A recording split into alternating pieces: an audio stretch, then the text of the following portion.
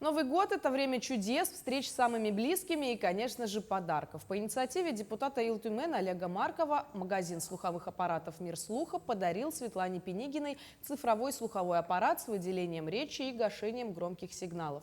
Светлане Иннокентьевне 64 года, она из Мегино-Кангаласского улуса, села Ламтука, активно занимается спортом и ведет активный образ жизни. Является председателем Мегино-Кангаласской общественной организации инвалидов. Подарили слуховой цифровой аппарат с выделением речи, чтобы она пользовалась этим слуховым аппаратом, слышала голоса любимых людей, голоса окружающей среды и счастливая, с хорошим настроением встретила наступающий Новый год.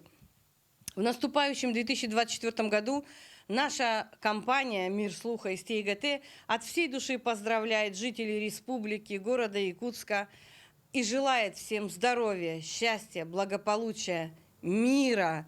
Пусть все всегда у всех будет хорошо.